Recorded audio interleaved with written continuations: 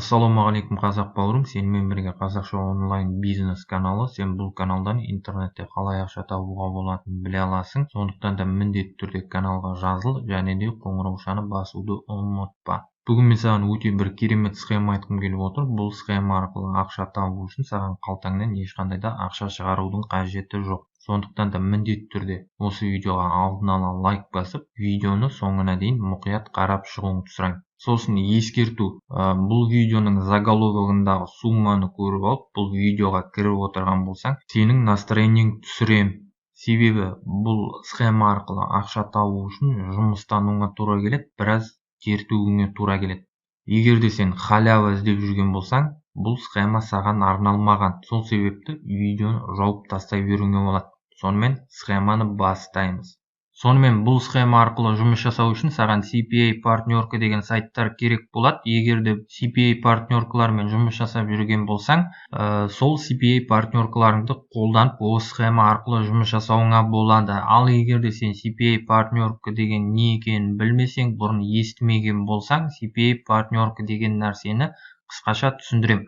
CPA партнерка деген сайт. Бұл сайттың өзінің ешқандай тауары жоқ, тауарлары бар. Интернет дүкендер осындай сайттарға өздерінің интернет дүкендеріне регистрация жасайды. Ол интернет дүкендер өздерінің тауарларын жарнамалағысы келмейді. Сондықтан да осындай CPA партнеркалерге өздерінің интернет дүкендерін регистрация жасап, мысалы үшін бір тауар өткізсе, мынандай ақша төлеймін деп ақша беріп қояды.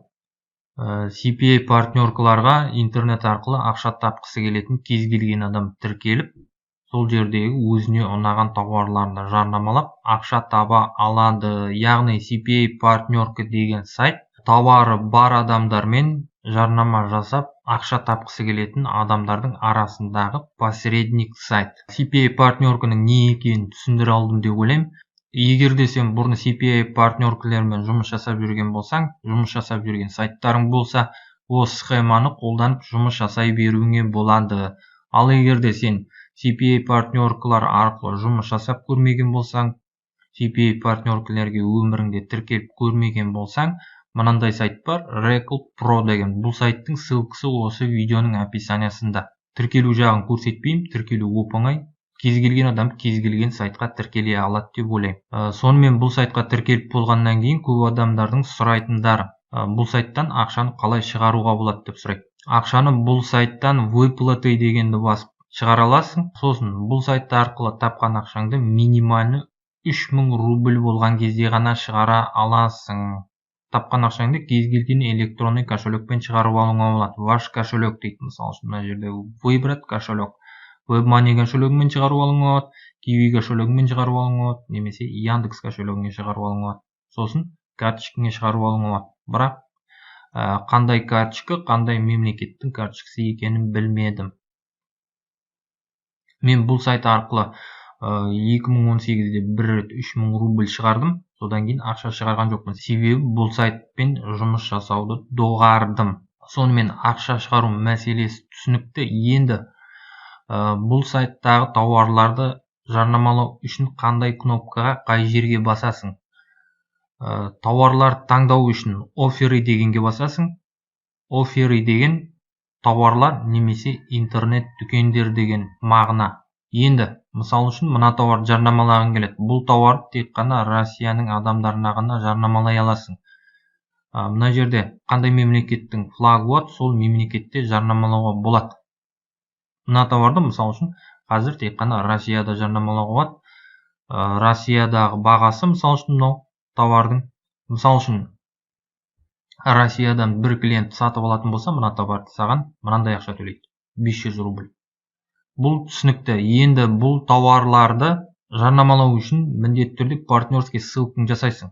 Мына тауарға партнерский ссылка жасау керек. Партнерский ссылка жасау үшін тауарға басасың. Тауардың атын копировать етіп аласың. Сразу. Содан кейін өзіңнің офферіңе қосып аласың. Добавить деген басасың. Содан кейін партнерский ссылканы жасау үшін создать поток деген басасың. Мына жерге тауардың атын жазасың. Мына жерде мысал үшін екі түрлі вариантта лендинг берген. Лендинг деген бір бетті сайт, яғни тауардың сайты. Сосын адаптивный дейді. Яғни мына сайт адаптивный. Адаптивный деген, мысал үшін сенің әкеліп отырған клиенттің компьютермен кіретін болса мына сайтқа, сайт компьютерный версияда ашылады. Ал егерде сенің әкеліп отырған клиенттің мына сайтқа телефонмен кіретін болса, телефонның версиясында ашылады. Адаптивный деген түсінікті. Енді лендингті таңдайсың. Бірінші мына лендингті ашып қарайсың. Лендинг ұнаса осы лендинг таңдайсың, ал ұнамаса келесі лендингті ашып қарайсың.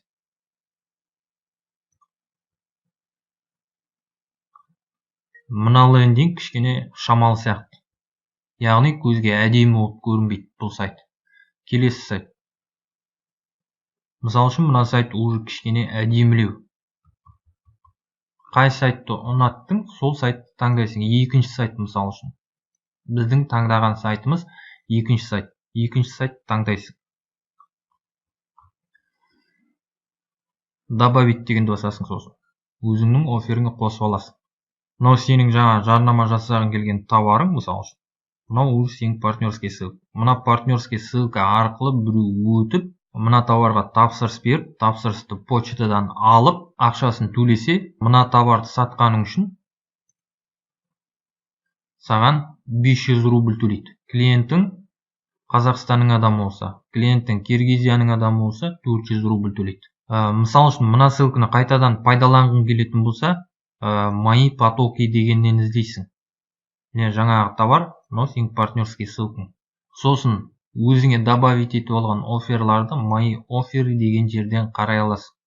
Жалпы CPA партнерка туралы түсінікті енді жарнамалауға көшеміз.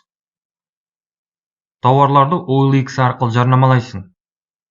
Клиенттердің барлығы Қазақстаннан келетін болғаннан кейін тек қана Қазақстанда жарнамалауға болатын тауарларды таңдап аласың. Тауарларды OLX-ке шығармастан бұрын жарнамалайын деп отырған тауарларыңа сұраныс бар ма, жоқ па анализ жасап аласың. Яғни OLX-те мына тауарға біреулер объявление шығарды ма, шығарған жоқ па қарап аласың. Ол үшін тауардың атын копировать етіп аласың, OLX-тен іздейсің. Мына тауармен жұмыс жасауға болады, себебі OLX-те басқа адамдар бұл тауарларды сатып жатыр. Яғни объявлениелер бар. Осындай 10 шақты тауар тауып аласың, OLX арқылы жарнамаланып отырған. Сенде OLX арқылы жарнамалайсың. OLX арқылы жарнамаламастан бұрын ең бірінші рекламный материалдарын дайындап аласың.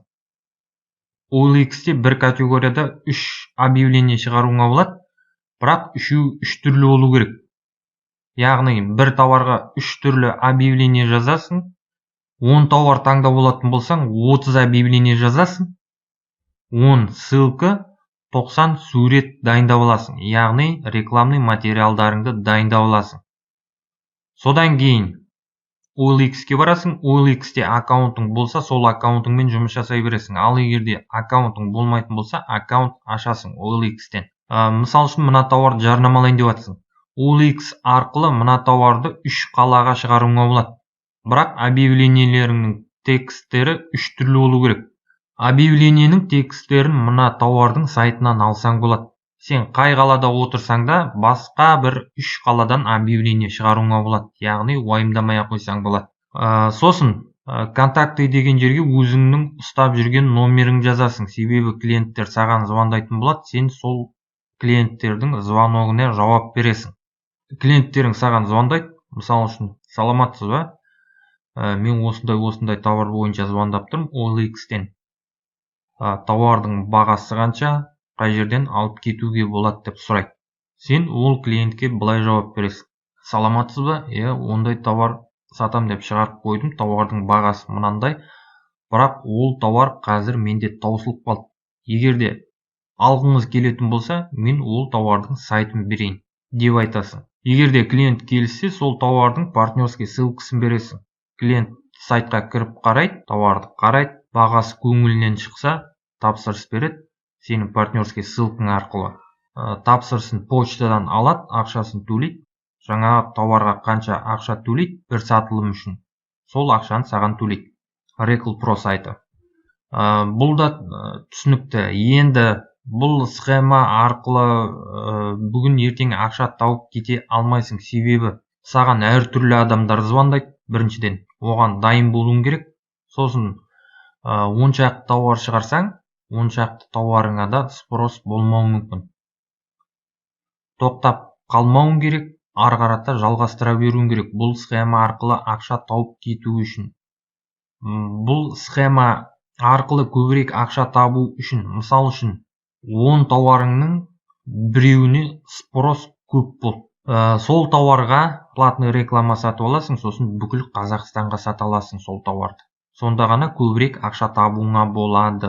В общем, қысқаша айтқанда схема осында. Егерде реализовать ете алатын болсаң, ал егерде бұл схемамен жұмыс жасай алмайтын болсаң, бұл схема саған өтірік болып естілуі мүмкін.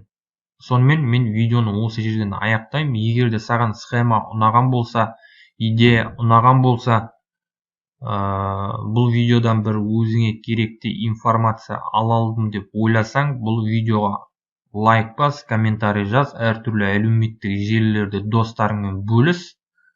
Алдағы уақытта әлде неше түрлі қызықты, өте керемет видеолар шығаратын боламын. Сондықтан да қазақша онлайн бизнес каналына жазыл, және де қоңыраушаны басуды ұмытпа. Сонымен келесі видеода кездескенше.